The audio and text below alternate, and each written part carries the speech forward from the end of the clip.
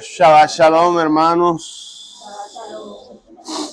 Vamos a continuar con el estudio de la Parashá, que nunca se acaba y es mandato del Mesías Yeshua, escudriñar las Escrituras, porque en ellas nos habla de Él y de la vida eterna, y porque a través de ellas reconocemos su carácter, su bondad, y todas las características que Él quiere impartir en nosotros por su misericordia y por su amor. Así que en esta parashá, que vamos a continuar el día de hoy, se debe estar leyendo en todas las sinagogas del mundo, se llama Bamidbar, y es el mismo nombre del libro que va a iniciar, ¿verdad? Este libro normalmente lo traducen como números exactos, y le ponen así precisamente porque ocurren censos, o sea, hacen un conteo de las tribus, hacen un conteo de cuántos tiene cada tribu, después cuánto es el número total de los israelitas en ese momento. Sí, los levitas los cuentan, pero no les dan tierra, correcto. Bien. Exacto, ya tenemos gente que está estudiando la parashá de antemano, eso es muy bueno, así aprovechan, tienen preguntas, entienden más y como decíamos, es voluntad del Mesías que escudriñemos las Escrituras, y escudriñar no es solamente leer, sino releer, estudiar, cuestionar, aportar y aplicar. Entonces, sí, Bamidbar literalmente significa en el desierto, porque precisamente esta parashá, pues el versículo 1 de Números 1, como se traduce así, dice, empieza diciendo así: y Adonai habló a Moisés, ¿en dónde? En el desierto, exacto. Si lo leyéramos en hebreo, saldría Vayedabar Adonai el Moshe Bamidbar. Ahí está la palabra que es como se llama en hebreo. Y Bamidbar sabemos que literalmente significa en el desierto. De ahí toma nombre el libro, que comienza, y también la primera parashá de este libro. Entonces, cuando le digan cómo se llama la parashá, Bamidbar, ¿qué significa Bamidbar? En el desierto. ¿Y por qué le pusieron números, hombre? Porque ahí ocurre una cantidad de conteos, de censos, y hay muchos números involucrados. Entonces la persona dijo, hombre, vamos a hacérsela más fácil a las personas, números, y le pusieron así. Pero eso no es traducción, es un nombre interpretativo que pusieron, que no está mal, exacto, pero ya sabemos cómo se llama la parashá verdaderamente. Entonces, el primer tema de la parashá precisamente es el conteo o censo de los israelitas en el Sinaí. Entonces, esa primera parte empieza más o menos en Números 1, del 1 al 4. Solo voy a leer una porción de ahí para que lo tengan en mente. Dice... Ya leímos la parte inicial, dice, habló Adonai a Moisés en el desierto de Sinaí, en el tabernáculo de reunión, como decía el hermano José, el primero del mes segundo, en el segundo año de su salida de la tierra de Egipto, diciendo, o sea, Dios mandó a decir esto en ese lugar: tomen el número de toda la congregación de los hijos de Israel por sus familias, por las casas de sus padres, conforme a la cuenta de los nombres de todos los varones por sus cabezas. Entonces ahí Dios dice cómo hacer el censo. Acuérdense también que ya estaba establecido, ¿se acuerdan cuando Dios usó al suegro de Moisés, a Yitro, y le dijo, hombre, tú solo no puedes? Imagínense un solo hombre contando todo eso. Dios le puso una estructura, ¿sí recuerdan cuál era?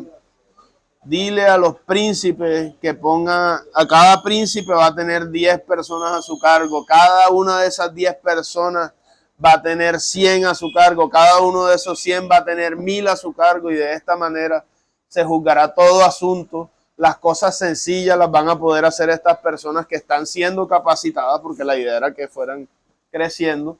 Lo que ellos no entiendan lo van escalando.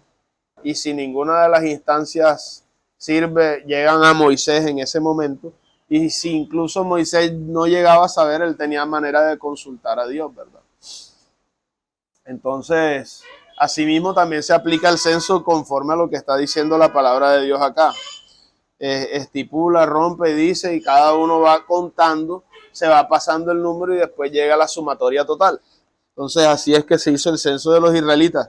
Otra parte de estos temas que hay en esta parashá es la organización de las tribus.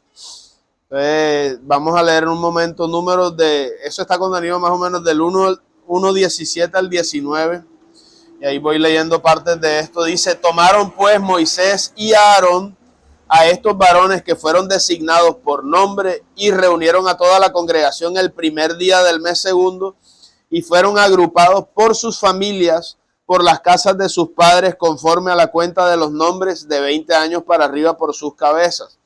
O sea, ahí empieza la organización de cómo hacer todo este trabajo que Dios le encargó a Moisés. Aparece también la distribución de las tribus alrededor del tabernáculo, o sea, cómo se iban a ubicar o a asentar cuando, acuérdense, el tabernáculo se armaba. Entonces tenían una formación, vamos a decir, estilo militar, vamos a ponerlo aquí la compañía tal, aquí la compañía exacta, un campamento donde se rodeaban todos para protegerse y también para tener acceso a lo central, que era el tabernáculo donde Dios se manifestaba y donde ocurría el perdón y donde ocurría lo más importante. El corazón del pueblo de Israel siempre ha sido Dios.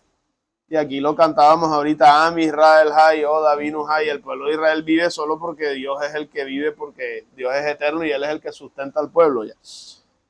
Entonces, ahí está esa figura ahí demostrada también. Cuando usted lee todo lo que dicen los evangelios, el corazón está aquí. Porque usted lee, no, es que la iglesia, y la iglesia es un término que sale de acá. Eclesía en griego salió de cajal, que es la comunidad, la congregación.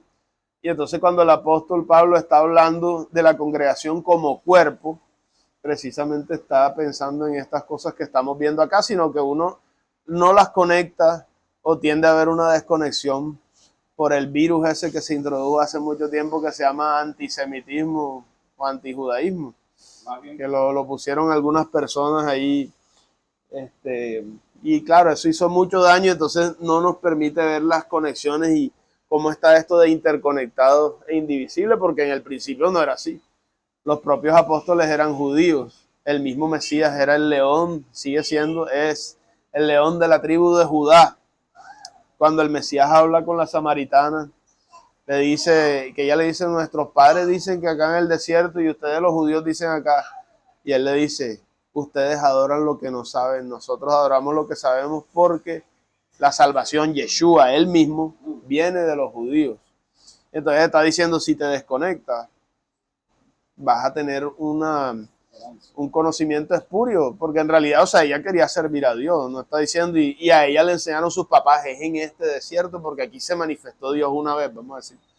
Pero el Mesías Yeshua, que es el mismo Rey de Reyes y Señor de Señores, dice: no, es que yo puse el pueblo y yo me manifesté a través de esta cultura precisamente porque Él lo escogió. Como Él es preexistente, si hubiera querido nacer colombiano, nace acá y aparece con sombrero volteado y el machete y la cosita esa, pero no fue así. Él escogió una cultura específica para manifestar su gloria y su gracia, y en un marco en el que evitara lo más posible contaminarse, pero incluso obviamente el componente humano también traía esas adherencias. Pero cuando el Mesías estuvo aquí también atacó conceptos erróneos dentro del mismo judaísmo, y él le decía: no estás lejos de la salvación, pero eso no es así. Has dicho bien por acá, pero te falta esto por acá. Escrito está, y siempre los traía, exacto, ¿no? Que ahí la tradición oral se está desviando mucho de la palabra lea. ¿Cómo lees? Pero los corregía, ¿ya? Pero se mantuvo dentro del marco que él decidió usar para manifestarse, ¿verdad? Entonces, otro punto, distribución de las tribus alrededor del tabernáculo, no lo llevamos a leer, creo. Dice Números 2, del 1 al 2. Adonai habló a Moisés y a Aarón diciendo: los hijos de Israel acamparán cada uno junto a su bandera bajo las enseñas de las casas de sus padres, alrededor del tabernáculo de reunión acamparán. Entonces, eso es otro de los temas ahí que está en esta parashá. Después aparecen los levitas como sacerdotes, que es lo que decía el hermano José, que ellos sí se contaron, pero no tenían tierra, exacto, porque tenían una función específica. Entonces ellos, ya Dios los empezaba a distinguir: los demás pueden heredar, pueden tomar tierra, ustedes no van a tener heredado tierra, porque su heredad soy yo, soy Dios. ¿Y eso qué significaba? Tenía unos privilegios, ¿verdad? De estar sirviendo a Dios constantemente. Y tan privilegio era que acuérdense que Coré quería meterse a la fuerza, ¿no? Pero es que ustedes, ¿por qué? ¿Quién son ustedes más que nosotros? Y entonces, sí, exacto. Pero es que quería más todavía porque incluso dentro de los levitas habían subdivisiones de los que solo podían ofrecer y ejercer sacerdocio y los que ayudaban con los utensilios. Pero bueno, entonces dice, habló Adonai a Moisés diciendo, haz que se acerquen la tribu de Leví, esto está en Números 3, 5 al 10, perdón, y pongan delante de Aarón el sacerdote para que les sirvan y desempeñen el cargo de él y el cargo de toda la congregación delante del tabernáculo de reunión para servir en el ministerio del tabernáculo. O sea, el tabernáculo tenía un ministerio especial y diferente de los otros ministerios. Ahora está el censo de los levitas, que lo resaltan acá precisamente por lo que acabamos de leer ahorita, que tenían designios específicos y especiales.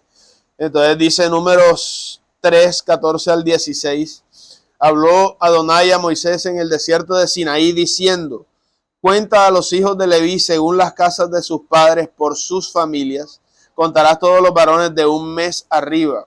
Y Moisés los contó conforme a la palabra de Adonai como le fue mandado. Fíjense que hay ahí una diferencia de edades para el conteo. Ahora, viene otro punto que son las funciones específicas de la familia de los levitas. Que eso era lo que hablábamos, ellos tenían cargos distintos. Entonces dice Números 3 del 25 al 26. Yo voy a resaltar algunas partes de ahí. A cargo de los hijos de Gersón, en el tabernáculo de reunión estará el tabernáculo, la tienda, su cubierta, el velo de la puerta del tabernáculo de reunión, las cortinas del atrio y el velo de las puertas del atrio que está junto al tabernáculo, junto al altar alrededor y sus cuerdas para todo su servicio. Esa era una parte de una familia. Ahora busquen el Números 3:31. Dice, a cargo de ellos estará el arca, la mesa, el candelabro, los altares, los utensilios del santuario con que ministran, el velo y todo su servicio. Entonces, esa era otra parte que tenían que tener en cuenta ellos. ¿Se acuerdan que tenían que armar y desarmar? Que cuando la presencia de Dios se ponía nube y se empezaba a mover, era hora de irse. Entonces, ellos ya sabían cada cual que tenían que hacer, recoger, envolver el arca, desarmar el tabernáculo y empezar a caminar detrás del líder o la cabeza, que no era ningún ser humano, ni ningún Moisés, ni ningún Aarón, sino Dios mismo. Y Dios dice, caminen, y entonces ellos caminaban y ellos decían, oh, la gloria de Israel, entonces empezaban a caminar. Y la Biblia lo dice, lo describe como Dios pastoreando a Israel en el desierto. Y ellos caminaban y aquí es, entonces se posaba otra vez la nube y ellos ya sabían, hay que armarle la tienda al rey. Y entonces le armaban la tienda y ellos acampaban alrededor del rey. Y el rey los mandaba a llamar, Moisés, venga para acá, y ellos veían a Moisés yendo, un siervo. No era la cabeza como tal, era un siervo. Moisés, siervo de Dios. Y él llegaba y Dios le decía así en el desierto, en el monte de Sinaí, venga para acá Moisés, dígale al pueblo de Israel, y Moisés repetía igualito, no añadía ni quitaba, y decía, es que a mí me parece buena idea esto, lo otro, oiga pueblo de Israel, Dios me dijo esto, y así el pueblo obedecía, y si no obedecía, entonces venga para acá, lo llamaban arrepentimiento y se trataban las cosas, exacto. Entonces, y falta ahora Números 3:36, creo que no lo he leído. Dice, y a cargo de los hijos de Merari, otra familia Merari, estarán las tablas del tabernáculo, sus barras, sus columnas, sus basas, todos sus enseres y todo su servicio.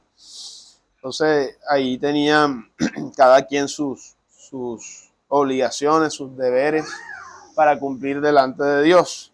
Hay otro punto que es la redención de los primogénitos. O sea, esta parasha tiene bastantes cosas.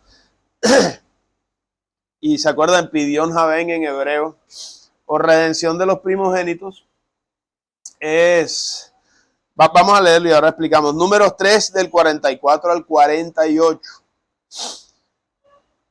Dice así, habló además Adonai a Moisés diciendo, toma a los levitas en lugar de todos los primogénitos de los hijos de Israel y los animales de los levitas en lugar de sus animales, y los levitas serán míos. Yo Adonai para el rescate de los 273 de los primogénitos de los hijos de Israel que excedan a los levitas, tomarás 5 ciclos por cabeza, conforme al ciclo del santuario los tomarás. El ciclo tiene 20 jeras, y darás a Aarón y a sus hijos el dinero del rescate de los que exceden. ¿Qué significa esto? Que los primogénitos eran consagrados a Dios.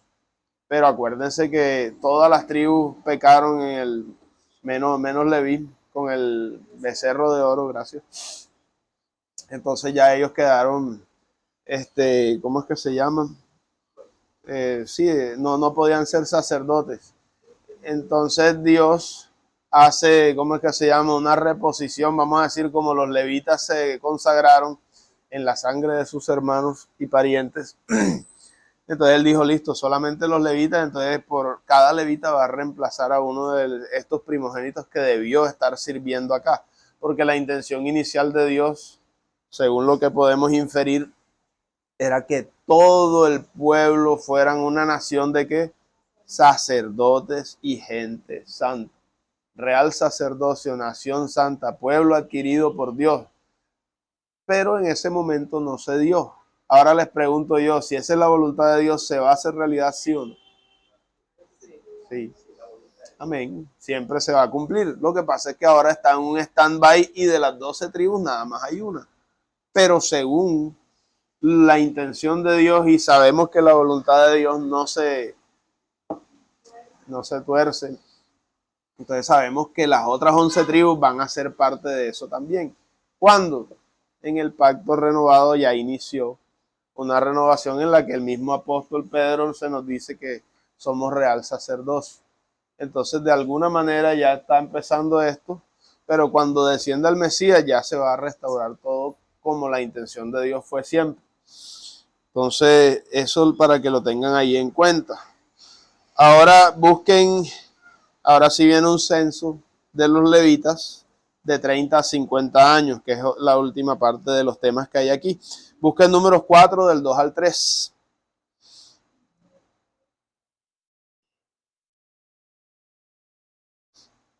Y alguien que me lo lea, por favor. Del 2 al 3. Toma la cuenta de los hijos de Coat de entre los hijos de Leví con sus familias según las casas de sus padres, de edad de 30 años arriba hasta 50 años, todos los que entran en compañía para servir en el tabernáculo de reunión. Ok. Entonces, mire que esos son los de Coat. Ya viene, ¿cómo es que se llama? Una edad diferente. Y pues ellos también tienen trabajos dentro del tabernáculo, ¿cierto? Pero entonces vamos a tomar uno de los temas que acabamos de ver y lo vamos a conectar con la fiesta que viene. ¿Cuál fiesta viene? Muy bien. Y Shavuot en hebreo. Al final, cuando se acaba el Shabbat, ustedes han escuchado que dicen Shavua Tov, que significa que tengas un buen inicio de semana o feliz semana, porque la semana se acaba hoy a las 6 de la tarde y empieza otra semana después de 6 de la tarde. Shavua es semana y Shavuot es semanas.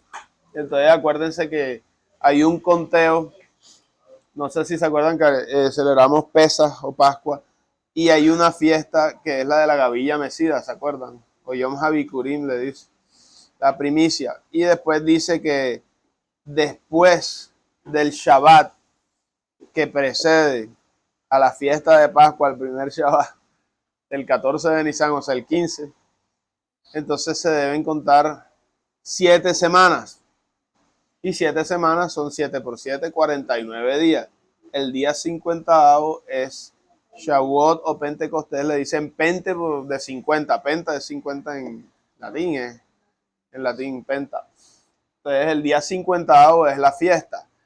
Y aquí siempre hemos enseñado que hay una discrepancia con el judaísmo oficial de hoy día ortodoxo, que ellos empiezan a contar siempre el 16 de Nisan, porque ellos piensan que el 15 de Nisan, ¿se acuerdan que es el primer día de panes sin levadura día festivo, Shabbat, pero es un Shabbat anual.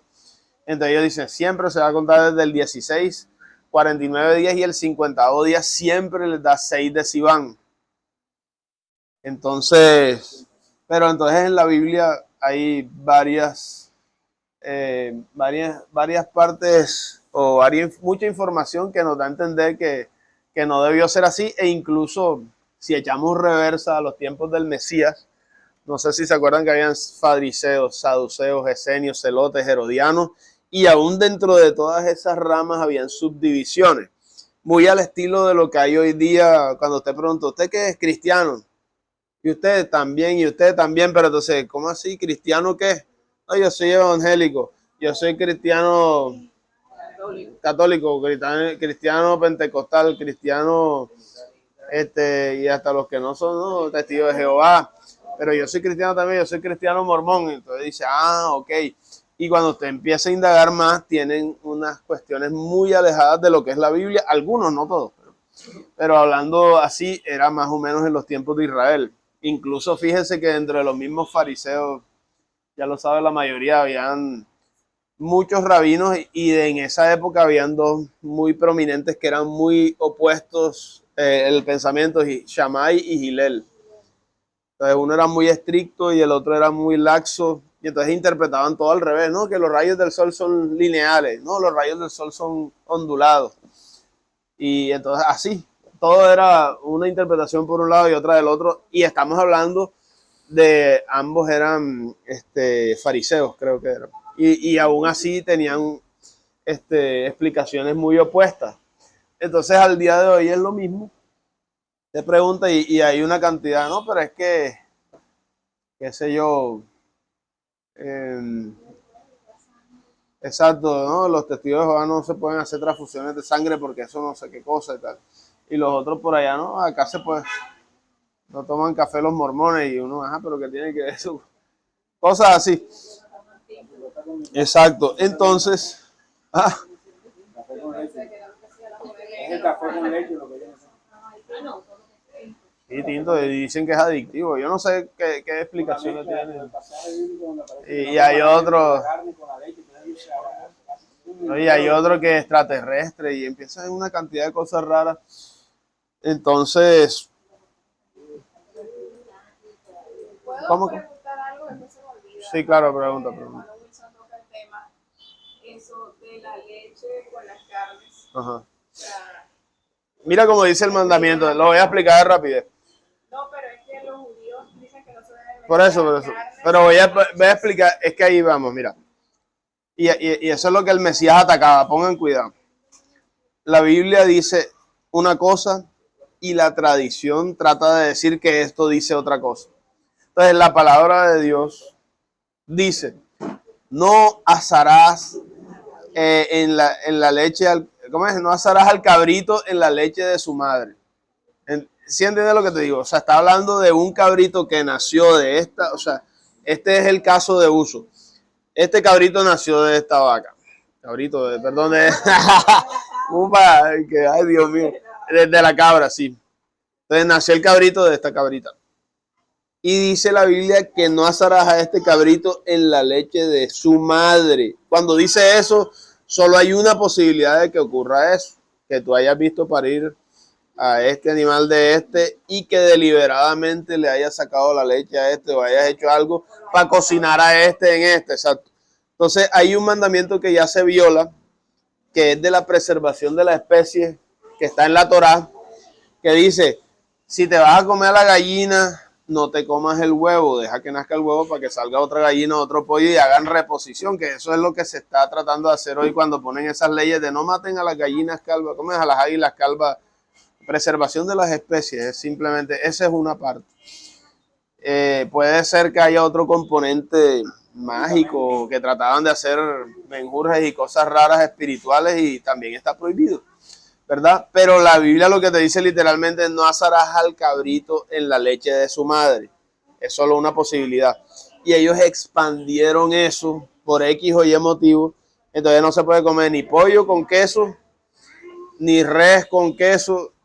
Y o sea, ellos expandieron como un chicle ese mandamiento El mismo rabino nos dijo.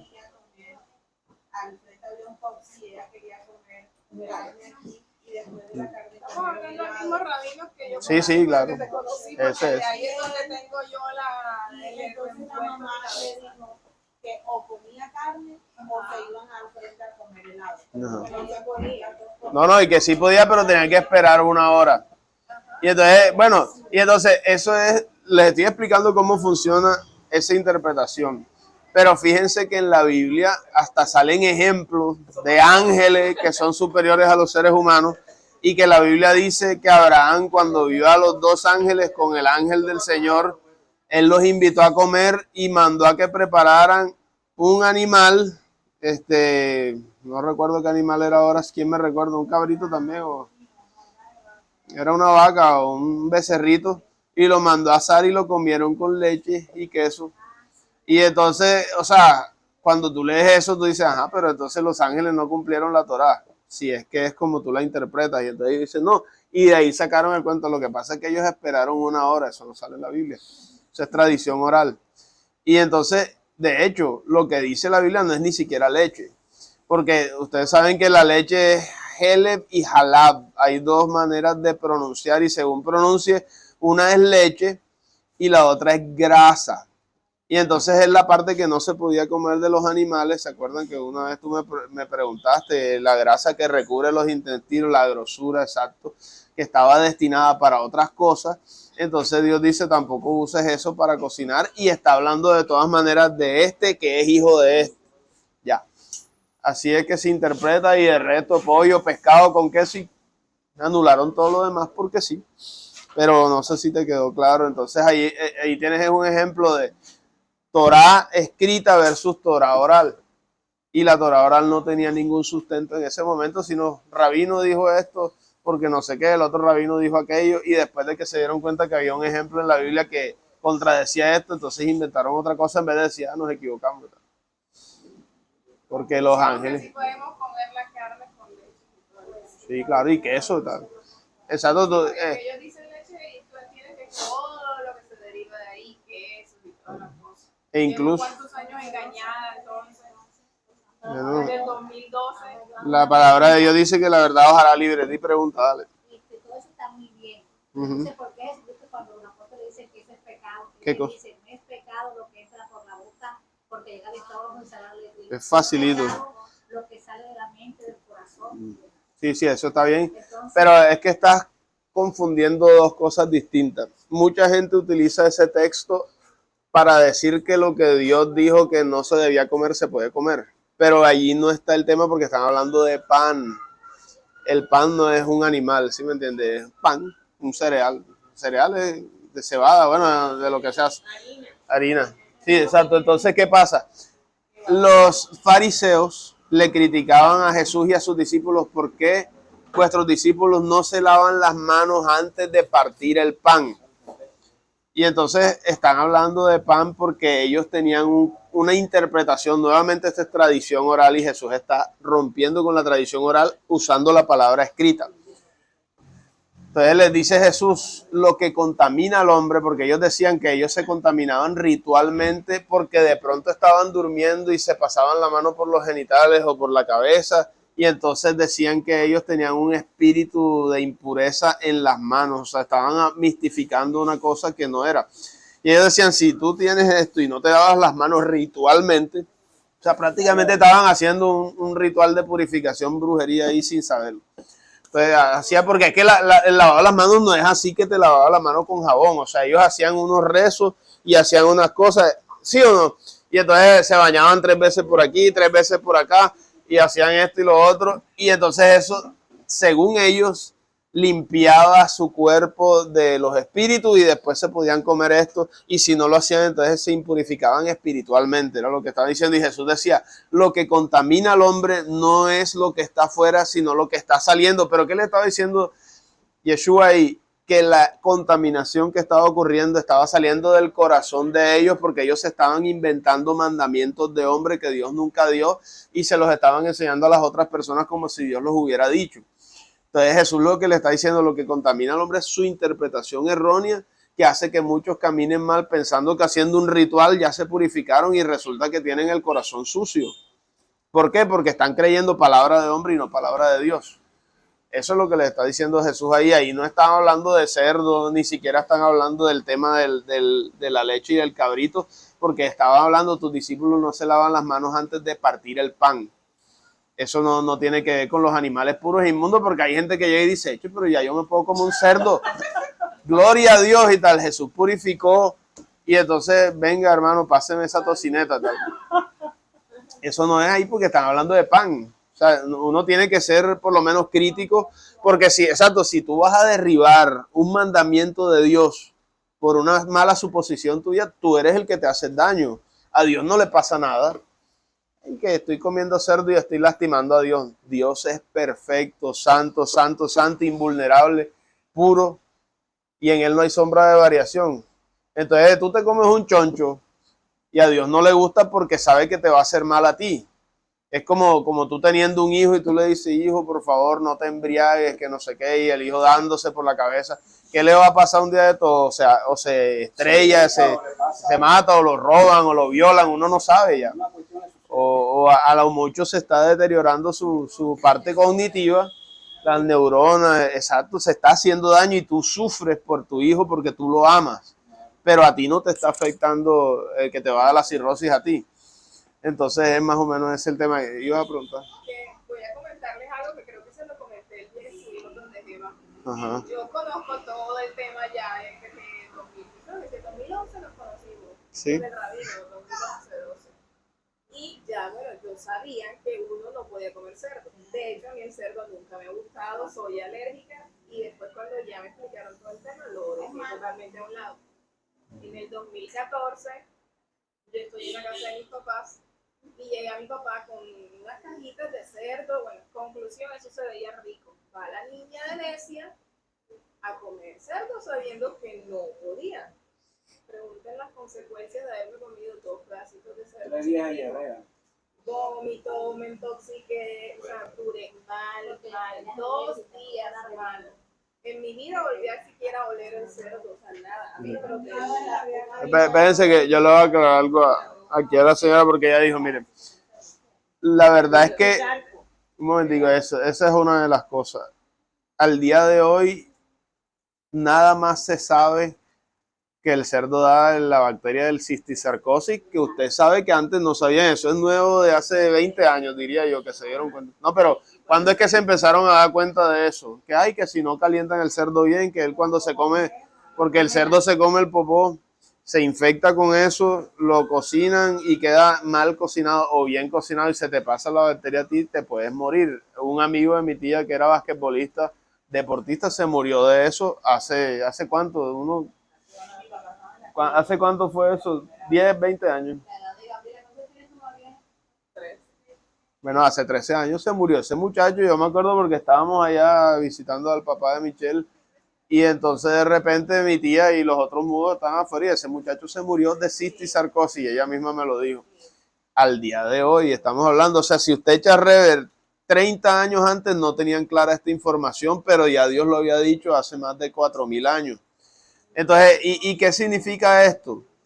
Apenas sabemos eso, usted no sabe. Al día de hoy todavía no saben por qué a la gente le da cáncer.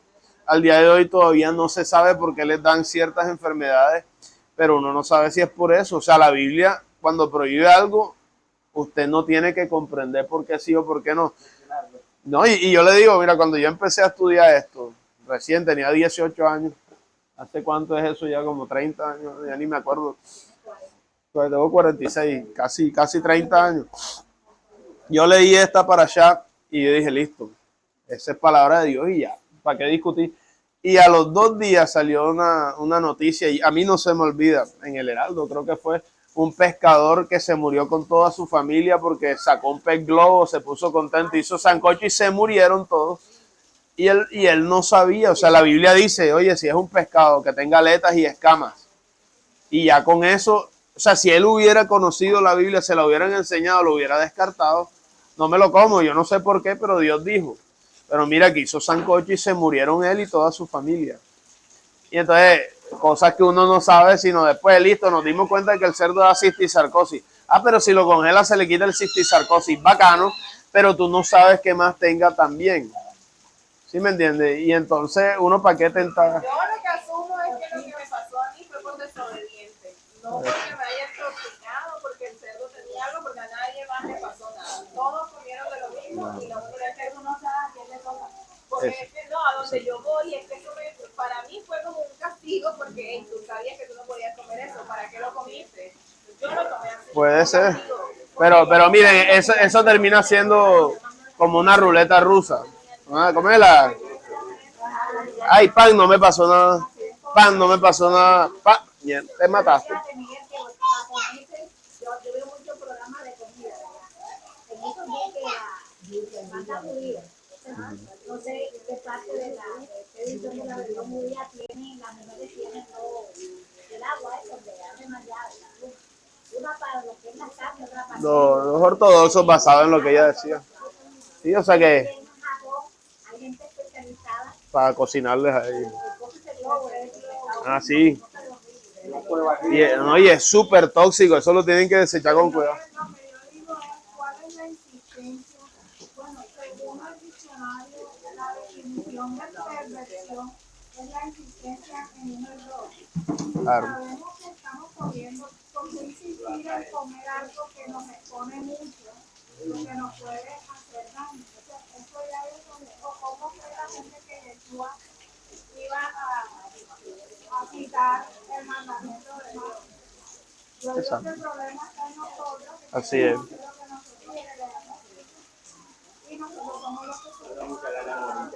El señor Carlos siempre lo dice, toda acción trae una consecuencia. Dios nos aclaró todo eso puede comer que no les hace daño. Para que uno adelante, la uno la cabeza. Bueno, listo, vamos a volver al tema. Igual está lloviendo, así que por ahora no nos vamos, así que aprovechamos. Y de toda la tarde.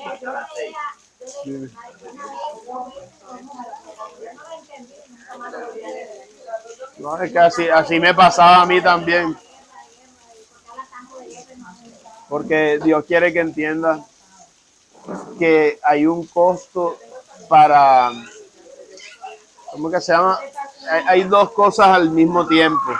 Las naciones que habitaban esa tierra eran perversas, entonces Dios estaba utilizando al pueblo de Israel para hacer juicio. Eso pasó a la inversa también. Cuando Israel se estaba portando mal, Dios quitaba su protección y llegaban otras naciones y atacaban. Y ellos sufrían hasta que se arrepentían. Pero Dios también les daba oportunidad de arrepentimiento a las otras naciones y decía, no se vayan a meter con ellas hasta que llegue el colmo de su maldad. Si llegan a ese límite, ahí sí yo te doy autorización para que vayas y ataques y te apropies de esas cosas, porque el colmo de la maldad era que ellos estaban sacrificando niños, agarraban así con una niña como mía y la tiraban en una candela y la veían quemarse y la ofrecían a los dioses, o sea, hacían cosas feas para ellos mismos y para, o sea, eran cosas horribles, entonces Dios ya decía, ya no más. Y sí, claro. Dios manda.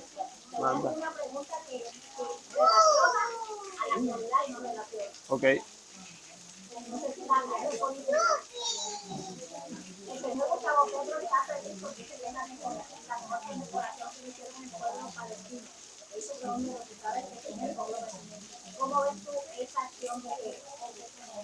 Mira, la historia te lo ha mostrado sin entrar en tanta teología por ese lado.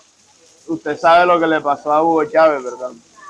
Y él se acuerda lo que él dijo. No, que maldigo a Israel desde el fondo de mi ser, de lo más profundo de mi ser, y Dios dice.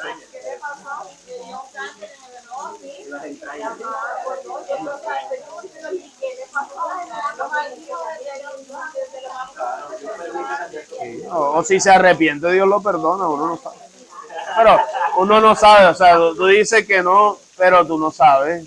O sea, hay gente que se ha arrepentido, o sea, mira, la posición que tú tienes es la que tiene todo el mundo de los demás. Ese no se arrepiente nunca, pero tú no sabes, o sea, se arrepintió el apóstol Pablo, sino que uno ve al apóstol Pablo post conversión, no, pero tú dices diferente, pero él mataba a cristianos. Entonces, si tú te echas al punto en el que él perseguía, mira que los mismos apóstoles no le creían. Y ellos tenían reserva y dicen, no, de pronto este nos vino a matar también ya.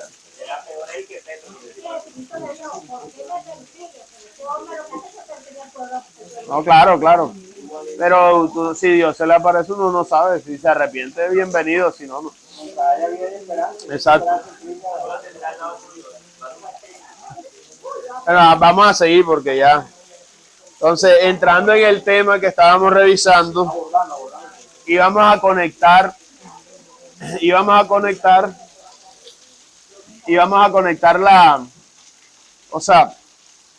la fiesta que venía, que es Shavuot o Pentecostés, con una parte de las escrituras de lo que estamos estudiando hoy. Aquí hay un tema del conteo. ¿Ustedes saben por qué contó Dios al pueblo? Dicen algunos de los rabinos que era como una manera de decir cuántos entraron en Egipto y cuántos salieron. Y usted se acuerda que hay una parte donde decía, en cuanto más los oprimían, Dios más los hacía multiplicar. Porque ellos entraron, fue familia, ¿se acuerdan? O sea, entró la familia de José, eran poquitos y algunos cuantos que venían. Y después, más o menos, y después acá salieron como 600 y pico mil.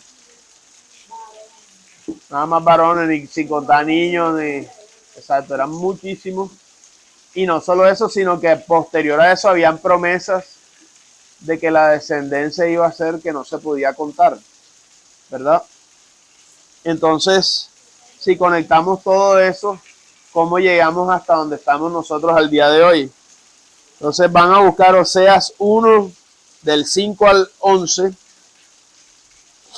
Esa parte es de las Haftará, aunque de pronto no la leyeron porque acuérdense que las Haftará, ¿se acuerdan que tienen unos versículos corridos para adelante o para atrás? Entonces Oseas 1, del 8 al 11.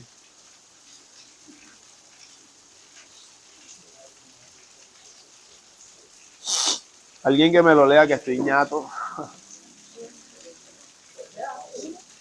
1 del 8 al 11.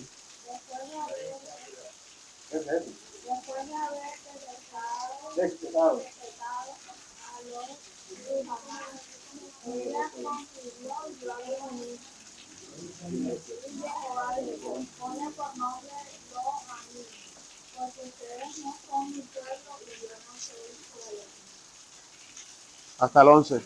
Pero el número de los israelitas será como la arena del mar, que no se puede medir ni contar. Y sucederá que en el lugar donde se les dice, no son mi pueblo, se les dirá, son hijos del Dios de Israel. Y los hijos de Judá y los israelitas se reunirán y nombrarán para sí un solo jefe y subirán de la tierra, porque grande será el día de Jehová. Amén.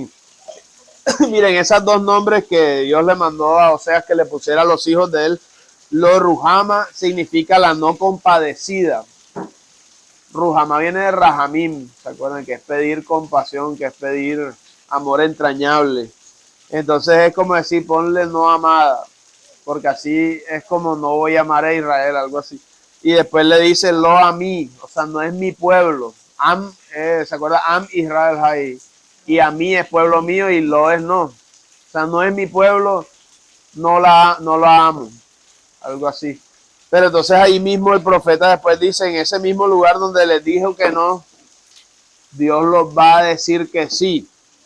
Nuevamente los va a recibir. Entonces busquen Romanos 9:24 para que vean todas esas conexiones. O sea, cuando nosotros estudiamos esta para allá y las Haftará, ¿ustedes cuántas veces creen que los apóstoles estudiaron esto? Un poco de veces. Y cuando él está diciendo estas cosas, probablemente estaba en esas para allá también. Y estaba conectando, y entonces llegaba, miren esto, y entonces él les estaba hablando a personas que estaban en el mismo medio y cultura, que estaban escuchando lo mismo, y cuando él explicaba estas cosas por medio del Espíritu Santo, le estaba dando la revelación máxima. Dice Romanos 9:24 al 29. A estos también ha llamado, es decir, a nosotros, no solo los judíos, sino también los gentiles. Como también Oseas dice, llamaré pueblo mío al que no era mi pueblo, y a la no amada, amada, lo que acabamos de leer en la Haftarah. Perdón. Y en el lugar donde se les dijo, ustedes no son pueblo mío, allí serán llamados hijos del Dios viviente. También Isaías proclama acerca de Israel, otro profeta. Aunque el número de los hijos de Israel fuera como la arena del mar, tan solo el remanente será salvo. Porque el Señor ejecutará su sentencia sobre la tierra con justicia y prontitud. Y como antes dijo Isaías, si el Señor de los ejércitos no nos hubiera dejado descendencia, como Sodoma habríamos venido a ser y a Gomorra seríamos semejantes.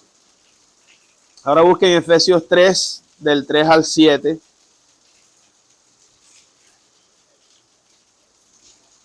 Avísenme cuando lo tengan. Del 3 al 7.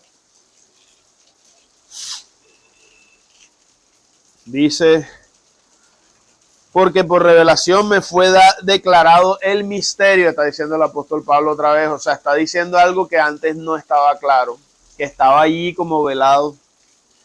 Dice, como antes lo he escrito brevemente, leyendo lo cual podréis entender cuál sea mi conocimiento en el misterio del Mesías, misterio que en otras generaciones no se dio a conocer a los hijos de los hombres, como ahora es revelado a sus santos apóstoles y profetas por el Espíritu, que los gentiles, ustedes, nosotros, ellos, son coherederos y miembros del mismo cuerpo. Mire que ahí está la corporeidad que yo les decía, o sea, está en 1 Corintios, cuando está hablando de los dones espirituales y de que somos un solo cuerpo, de que no estamos separados los unos de los otros, que nos necesitamos, que Dios utiliza a unos de una forma y a otros de otra, que no por ser ojo la oreja va a despreciar a la oreja y viceversa. Entonces él tiene la misma visión de cuerpo que sale de la Torá. El corazón de Dios ahí está en el centro, la dirección. Y el resto son los miembros que se cuidan y se protegen los unos a los otros. Entonces dice que los gentiles también hacen parte del cuerpo de Dios, que es la eclesía, la congregación o la cajal. Y dice que son miembros del mismo cuerpo y copartícipes de las promesas en el Mashiach Yeshua por medio del Evangelio. El medio para vincularnos y vincular a otras personas a estas promesas es el mensaje del Evangelio de Yeshua. Tus pecados han sido perdonados. Ven a vivir la vida del Mesías, del cual yo fui hecho ministro por el don de la gracia de Dios que me ha sido dado según la operación de su poder. Ahora vamos a Hechos 10 para ver una aplicación de esto que estamos revisando ahora. Avíseme cuando tenga Hechos 10:1. Hechos de los apóstoles, sí. Hay alguien que decía Hechos de los romanos, porque Hechos romanos. No, sí es igual. Esa es una buena traducción. Hechos 10:1 en adelante. Correcto. Y está relacionada con Shavuot, está relacionada con el cuerpo, está relacionada con el incremento de la promesa que Dios hizo a Abraham. Entonces dice Hechos 10:1. Había en Cesarea un hombre llamado Cornelio, centurión de la compañía llamada La Italiana, piadoso y temeroso de Dios con toda su casa. Ese piadoso y temeroso de Dios era un concepto técnico. Habían varias clases de ger. Los ger eran les decían prosélitos o casi prosélitos ya. Eran personas que estaban o ya habían hecho o iban a hacer conversión al judaísmo. Ya. Entonces, esta era una persona que tan es así que mire lo que dice, piadoso y temeroso de Dios con toda su casa, que hacía muchas limosnas al pueblo y oraba a Dios siempre. O sea, estaba orando al Dios de Israel, dice la Biblia. Este vio claramente en una visión, o sea, ya aquí se confirma que la persona era creyente porque Dios le mandó una visión específica y especial para él. Como a la hora novena del día, que un ángel de Dios entraba por donde él estaba y le decía, Cornelio. Él mirándole fijamente y atemorizado dijo, ¿qué es, Señor? Y le dijo, tus oraciones y tus limosnas han subido para memoria delante de Dios. Envía pues ahora hombres a Jope y haz venir a Simón, el que tiene por sobrenombre Pedro. Este posa en la casa de cierto Simón Curtidor, que tiene su casa junto al mar. Él te dirá lo que es necesario que hagas. Ido el ángel que hablaba con Cornelio, este llamó a 2 de sus criados y a un devoto soldado de los que le asistían. ¿Cuántas personas son? ¿Cuántas? 3. Ténganlo ahí en la mente, guárdenlo. Exacto. A los cuales envió a Jope después de hablarles, contándoles todo. Al día siguiente, mientras ellos iban por el camino y acercándose a la ciudad, Pedro subió a la azotea para orar cerca de la hora sexta. Ellos están caminando hacia donde Pedro estaba y Pedro sube a la azotea donde estaba a la hora sexta, dijo. Exacto, mediodía. Y tuvo gran hambre, me dio hambre, obviamente, ya era el mediodía. Y quiso comer, pero mientras le preparaban algo, le sobrevino una visión. Y vio el cielo abierto y que descendía algo semejante a un gran lienzo, como una sábana, agarrada de 4 puntas, que atado a las 4 puntas era bajado a la tierra, y en la cual había de todos los cuadrúpedos terrestres, reptiles y aves del cielo. ¿Qué está diciendo ahí? Habían animales limpios e impuros revueltos. O sea, basado en lo que dice la palabra de Dios. Entonces dice, y le vino una voz, levántate, Pedro, mata y come. En la visión. Y mire lo que él responde. Entonces Pedro dijo, Señor, no, porque ninguna cosa común o inmunda he comido jamás. Entonces Pedro escucha y dice, come, no, yo no puedo comer de eso porque eso está en contra de tu palabra, es lo que le estaba diciendo. Exacto. Entonces dice, volvió la voz a él la segunda vez, van 2 veces que tiene el mismo sueño. Lo que Dios limpió, no lo llames tú común. Esto se hizo, ¿cuántas veces? Tengan en mente, 3 veces el lienzo bajó, escuchó, no, porque nunca ha comido, repite 3 veces. ¿Comió Pedro de los animales? Jamás. ¿Podía comer? Era una visión, o sea, no podía comer. Era como un sueño. Pero no comió. Pero entonces obviamente, si quedó algo así, sí, listo. Está hablando de algo que Dios purificó. Si hacemos pausa aquí, entonces ahora usted sí puede decir, cualquier otro, podemos comer cerdo, gloria a Dios, porque Dios purificó. Entonces estaríamos diciendo, Yeshua subió a la cruz para morir una muerte cruenta, simplemente para que pudiéramos comer chicharrón. No tiene sentido. ¿Cómo? Perfecto. Esa es la respuesta real. Él se monta en la cruz para limpiar nuestros pecados. ¿Qué son pecados según la Biblia? La transgresión nuestra a su palabra, sea cual sea. Y si en su palabra está no comas cerdo, ese también es un pecado incluido por el cual él posiblemente estaba muriendo en la cruz, obviamente, pero en esencia estaba purificando nuestros corazones de nuestra tendencia al mal que nos guiaba a transgredir su ley, sea cual sea, porque la ley también es un cuerpo. La ley es el cuerpo del Mesías, para que ustedes entiendan. Y hay un concepto en la Biblia que se llama Hilul Hashem, que dice la profanación del nombre de Dios. El nombre es la obra, pero también es como si fuera el cuerpo del Mesías, que fue traspasado por nuestros pecados. O sea, cada transgresión equivaldría a una laceración o a un corte en el cuerpo del Mesías, y así literalmente fue como ocurrió. Él subió a la cruz por nuestros pecados y la Biblia dice que nuestros pecados lo terminaron destruyendo su cuerpo. Y así fue porque la Biblia dice que fue molido por nuestros pecados. Entonces cuando sube a la cruz estaba diciendo, usted comió cerdo, usted también, voy a morir por eso para que usted no vuelva a hacer eso.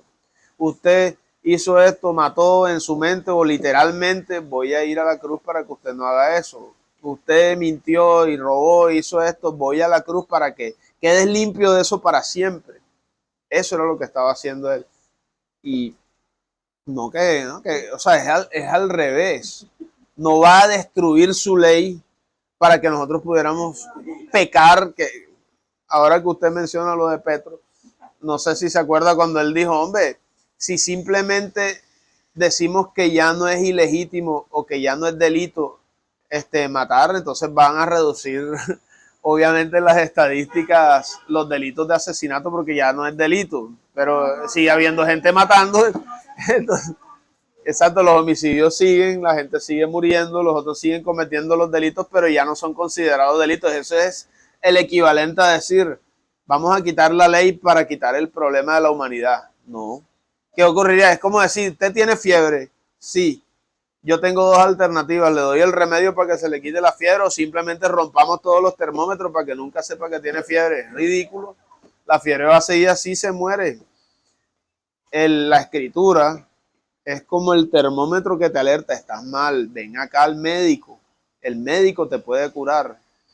Pero si usted quita eso, usted nunca va a saber que está mal y va a ir de camino al desfiladero y se va a morir para siempre. Yo conozco varias jóvenes todavía, porque tiene 40, 60 años. Ajá. La hermana está enferma, pero ella además, digo que no se metió a religiosamente. Entonces ella dice que cuando está tan mal, ella dice que se tiene que curar a punta de oración. Dije que los médicos, Dios mandó a los médicos precisamente para esa Biblia. Pero a punta de oración tú no te vas a sanar. ¿Qué tal que yo no me tomo la pastilla para el Ahí, no hay, exacto, mire, sensato es medicamento y medicina, pero sin embargo, orar. Uno, mire, la Biblia se muestra que uno siempre hace hasta lo posible, perdón, y lo imposible ya está en manos de Dios. Acuérdese de Salomón, de David uno hizo tal, mientras haya ya se acabó. Yo no pude hacer más nada, Dios, y si Dios hace bien y sinónimo, así es.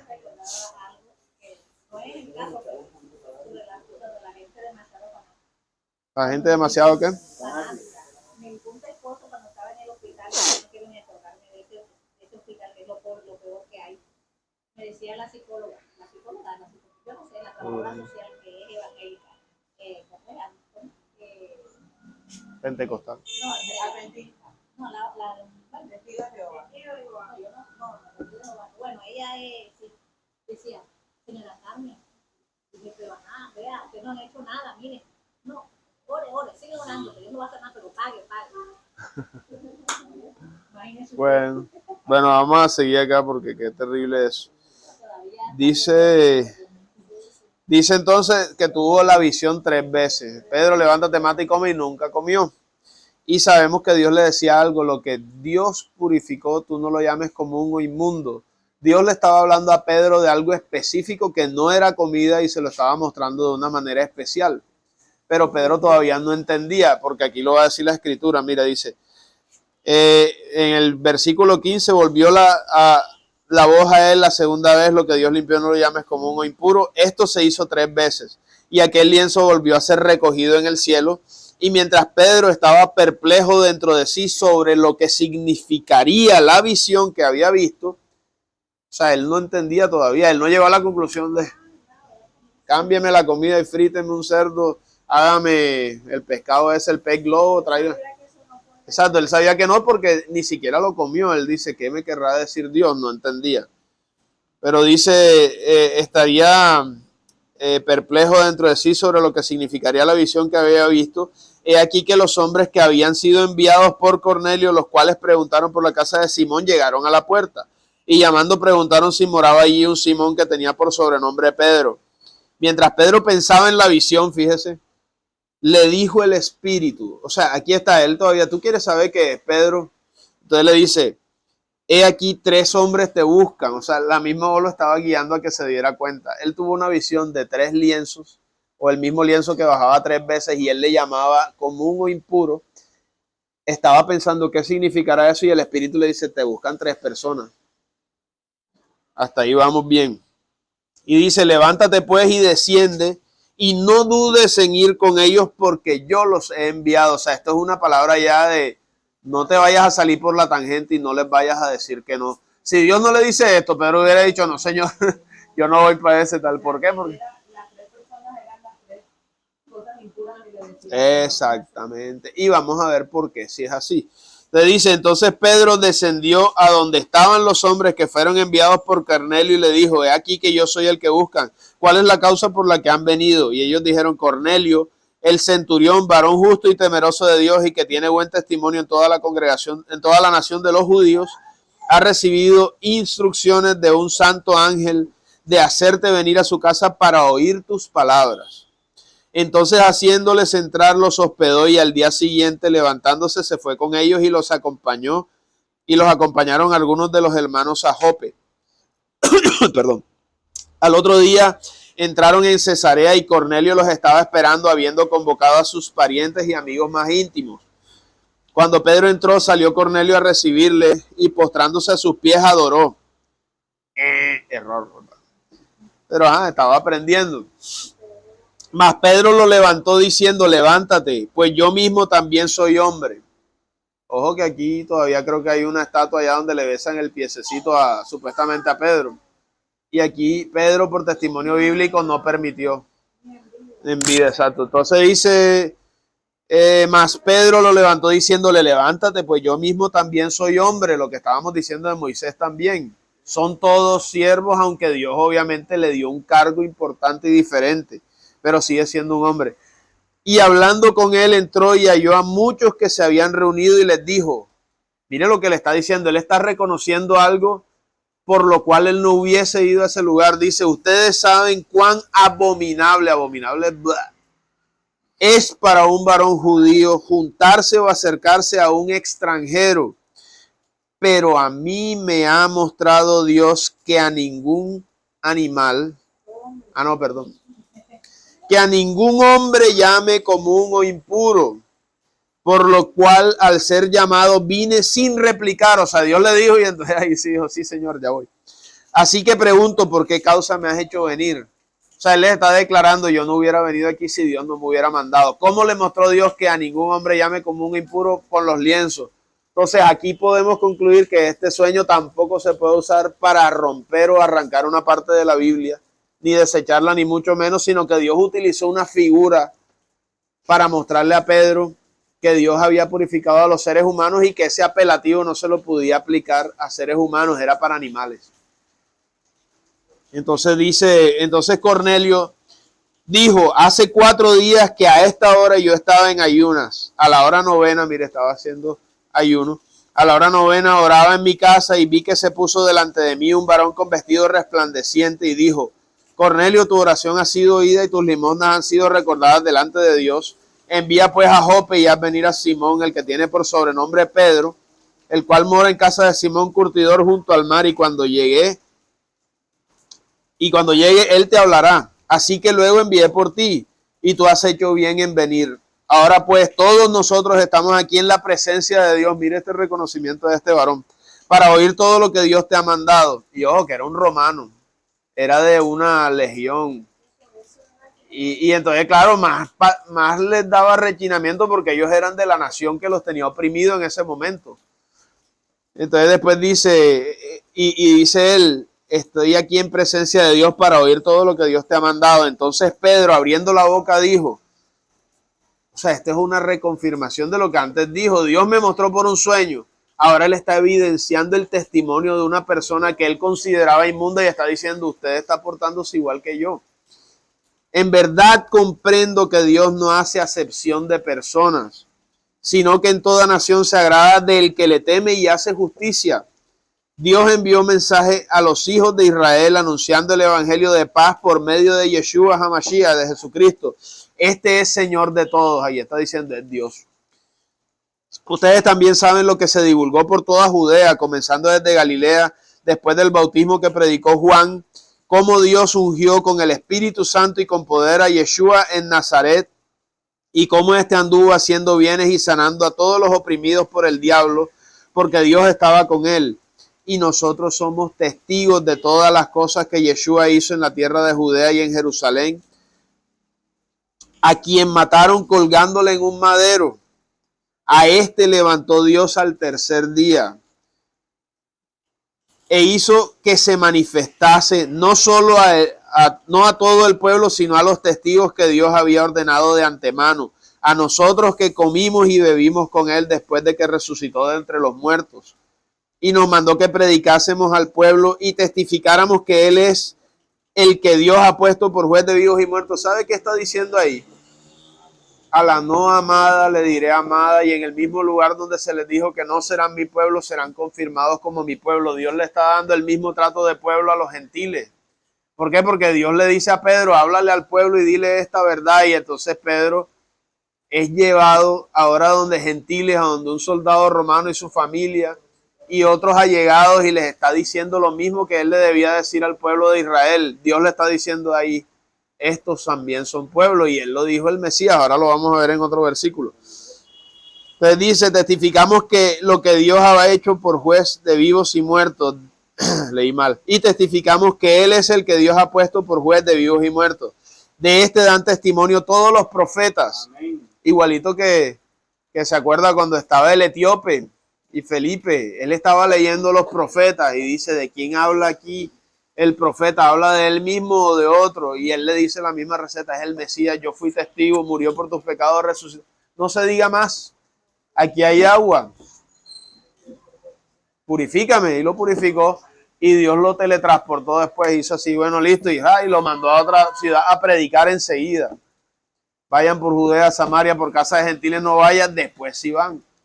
Y aquí está ocurriendo el después. Eso es lo que está diciendo el apóstol Pedro. Porque lo normal era que cayera el Espíritu Santo sobre los judíos, que fue lo que pasó en Shavuot, Pentecostés, después de la muerte y resurrección del Mesías.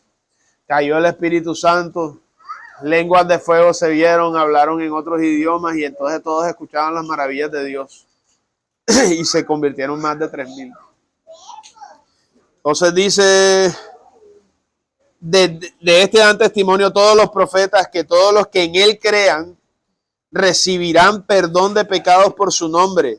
Mientras aún hablaba Pedro estas palabras, el Espíritu Santo cayó sobre todos los que oían el discurso. O sea, ellos mismos en ese momento creyeron lo que les estaba diciendo porque es que ya estaban listos. Ellos ya eran como unos judíos, aunque nuevecitos, porque no llevaban desde pequeños probablemente, pero ya conocían las profecías y sabían que alguien había de venir. Y entonces Pedro les estaba diciendo, este es, yo lo vi, murió y resucitó, y todo les encajó. Y mientras Pedro les está diciendo, el que crea en él recibirá perdón de pecados por su nombre, mientras él estaba diciendo eso, el Espíritu Santo cayó sobre todos los que oían el discurso. Y dice, y los fieles de la circuncisión que habían venido con Pedro se quedaron atónitos de que también sobre los gentiles se derramara el don del Espíritu Santo. Eso era raro. Lo raro era que le cayera a los gentiles. Lo normal era a los judíos porque estaban en las promesas. Porque los oían que hablaban en lenguas y que magnificaban a Dios. ¿En qué lengua estarán hablando? No era Irra Ramasaya, no era latín, no era romano. Estaban hablando en el hebreo que ellos entendían. O sea, para que fuera testimonio, gracias, a los judíos tenían que hablar en el idioma en que ellos hablaban, que sabían que ellos nunca habían aprendido. Y entonces ellos estaban glorificándole en el idioma hebreo. En el Pentecostés, después de que Yeshua murió y resucitó, era al revés. Judíos de todas partes del mundo venían con otros idiomas de base, y los judíos que vivían en Judea, que eran pescadores, que ni siquiera sabían leer en su mayoría su propio lenguaje, les estaban hablando en el lenguaje de ellos, de las 70 naciones, de las de afuera. Y ellos les entendían las maravillas de la ley. Entonces ocurrió lo mismo, pero al revés. Ellos hablaron en otras lenguas o idiomas, y estos gentiles estaban hablando en la lengua santa y ellos les entendían. Entonces dice, ellos estaban atónitos porque oían que hablaban en lengua y que magnificaban a Dios. Dice el 47, entonces respondió Pedro, ¿puede acaso alguno impedir el agua para que no sean bautizados estos, que han recibido el Espíritu Santo también como nosotros? Y mandó bautizarles en el nombre del Señor Yeshua. Entonces le rogaron que se quedase por algunos días. Resultado de la visión, comamos cerdo. Después de que leímos todo esto, está hablando de salvación, de perdón, de redención, evangelio. ¿Cómo? Conejos, habían cocodrilos, No, claro, sino que, exacto, eso es lo más notorio porque, digamos, la palabra alimento es subjetiva a la cultura, ¿sí o no? Entonces, aquí nosotros no consideramos alimento un ratón ni un perro, pero si estuviéramos en China, si estuviéramos, eso es viaje corrido y allá se lo comen, uy, qué rico, comen cucaracha, comen un poco de cosas raras. Pero entonces, exacto, entonces uno dice, ay, no, entonces. Las ratas son sagradas. Ah, sí. Los elefantes. Exacto. Entonces, exacto. No, sí. Están cambiando. Sí, claro. Lo que pasa es que nosotros tenemos que entender también el contexto del que habla, Eso. en el que habla la Biblia. Exactamente. Ese era el contexto en que Dios hablaba de eso. Mira, que la India va a ser potencia mundial. Colombia ni por ahí. Ya no leo mucho sobre eso. Ya va a ser potencia mundial. No, claro. Todas esas empresas grandes, si no te das cuenta, traen gente de allá. Yo soy loquita, Armando, yo sé que toda la vida he sido un hombre muy inteligente, desde niño me dediqué en el colegio. Full Y inteligente. yo miré, porque yo soy hija de hindú, Mira. miré la Universidad de Garagul, donde salen los genios que van Claro, a claro. las montañas. Pero esa universidad es hombres aparte y mujeres aparte. Y dije, voy a llevar a mi familia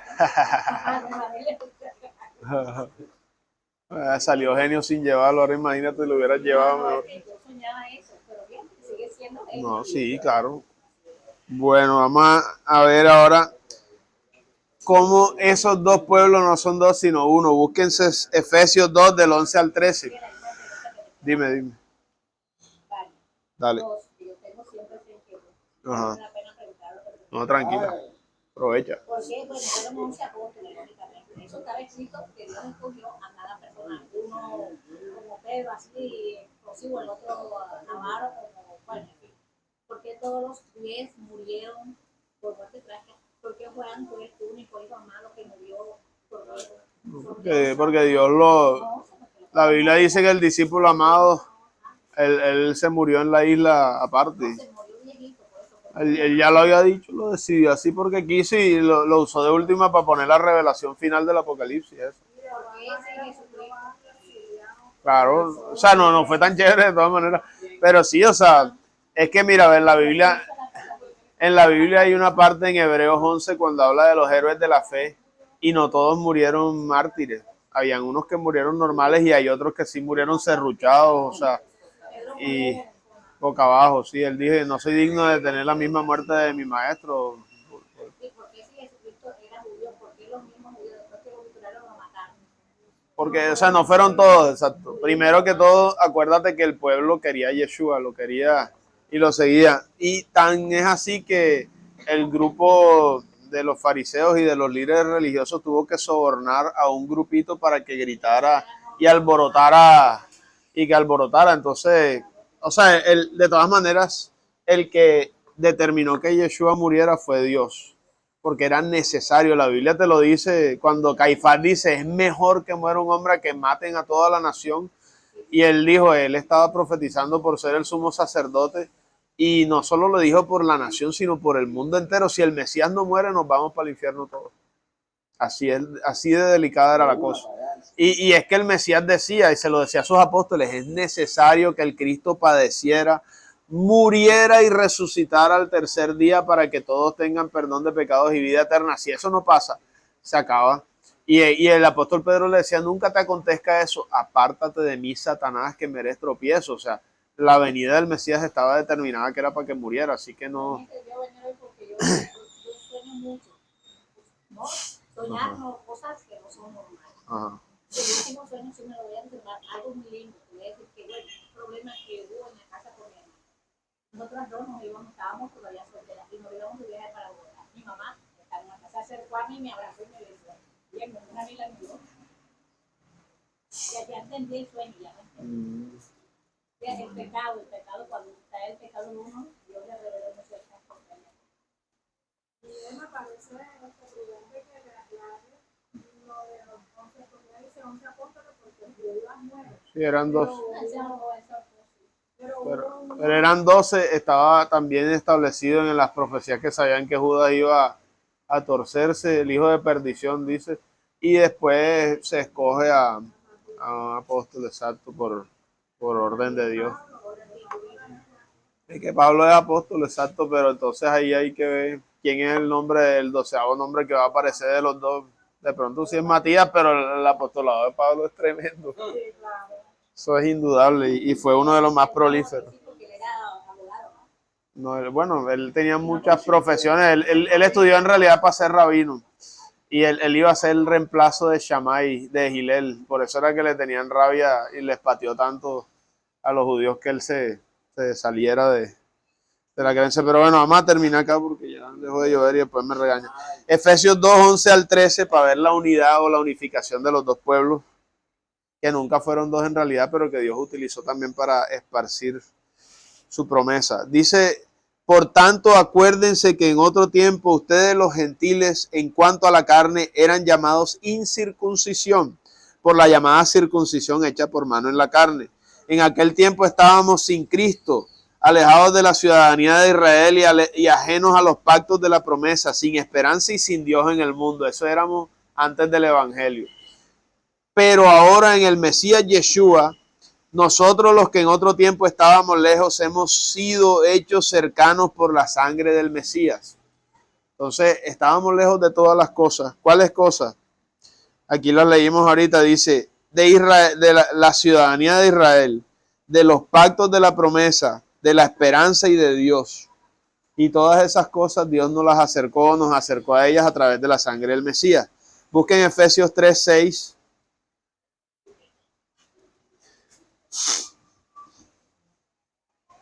Dice esta partecita, lo voy a leer en aparte porque ya estamos cortos de tiempo, que los gentiles somos coherederos y miembros del mismo cuerpo y copartícipes de las promesas en el Mesías Yeshua por medio del Evangelio.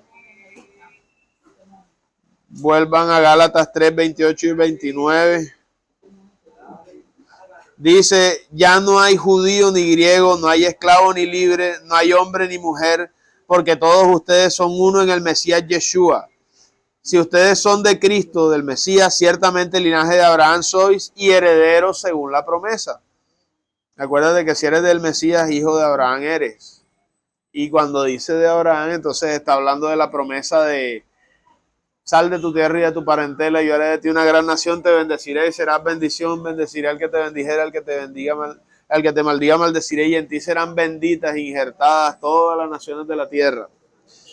Y ahora vayan a Romanos 11, 17 al 18. Romanos 17 al 18. 11 y 17 al 18, gracias. Pensé que había dicho.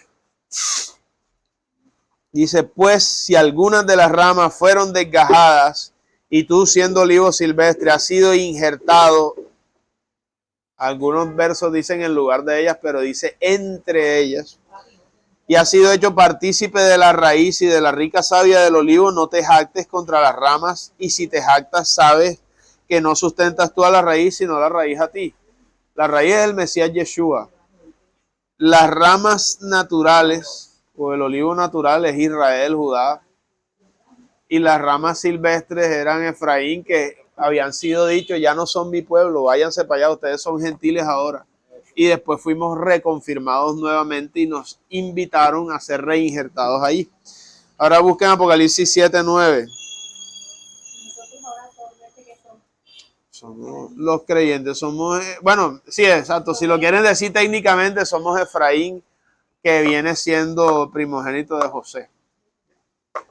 Y de Judá también, porque José. Apocalipsis 9, 7, 9, perdón. Sí. Dice, después de esto miré y he aquí una gran multitud, la cual nadie podía contar, de todas las naciones y tribus, pueblos y lenguas, que estaba delante del trono y de la presencia del Cordero, vestido de ropas blancas y con palmas en las manos. Aquí estamos en la reunión final y están todas las tribus revueltas. Y no solo eso, sino toda la procedencia de los gentiles unificados. Y ya para terminar, bueno, vamos a leer dos versículos, uno cortico, Juan 10, 16. Juan 10, 16. Vamos a dejar un poco de partes afuera, pero bueno, sí, Juan 10, 16 dice, también tengo otras ovejas que no son de este redil. Aquellas también debo traer y oirán mi voz, y habrá un rebaño y un pastor. Y aquí está la unificación profetizada, Ezequiel 37, 15. Me dicen cuando lo tengan. Ezequiel 37, 15. Sí. Dice, el Señor se dirigió a mí y me dijo, toma un palo y escribe en él, Judá y sus aliados israelitas. Toma luego otro palo y escribe, José representado por Efraín y todos sus aliados del resto de Israel. Lo que pregunta, ¿quiénes somos? ¿Somos Judá o somos Efraín según Dios? Entonces dice, enseguida júntalos en tu mano el uno con el otro de manera que se formen en uno solo. Cuando tus compatriotas te digan, explícanos lo que esto significa, diles, Esto dice el Señor. Voy a tomar el palo de José que está en la mano de Efraín y de las demás tribus aliadas de Israel y lo voy a juntar con el palo de Judá para convertirlos en un solo palo en mi mano. Ten en tu mano a la vista de ellos los dos palos sobre los cuales escribiste y luego diles, esto dice el Señor, voy a sacar a los israelitas de entre todas las naciones a donde han ido a parar, y aquí estamos muchos, los reuniré de todas partes y los haré volver a su tierra. Haré de ellos una sola nación en este país, en los montes de Israel, y tendrán un solo rey. No volverán a estar divididos en dos naciones ni separados en dos reinos. Tampoco volverán a mancharse adorando ídolos repugnantes ni comiendo toda clase de pecados. Yo los libraré de todas las infidelidades que han cometido y los limpiaré de sus pecados. Ellos serán mi pueblo y yo seré su Dios. Mi siervo el amado será el rey y único pastor de todos ellos. Y ellos me obedecerán y cumplirán mis leyes y decretos y vivirán en un país que di a mi siervo Jacob, donde también vivieron sus antepasados. Allí vivirán siempre ellos y sus hijos y todos sus descendientes, y mi siervo el amado será su fiel jefe, siempre su jefe. Haré con ellos una alianza para asegurarles una vida tranquila. Será una alianza eterna. Haré que aumenten en número y para siempre pondré mi santo templo en medio de ellos. Viviré entre ellos y yo seré su Dios y ellos serán mi pueblo. Eso es Apocalipsis. Cuando mi santo templo esté para siempre en medio de ellos, las demás naciones reconocerán que yo he escogido a Israel como mi posesión sagrada. Amén. Amén. Nos vamos a orar porque se nos pasó el tiempo.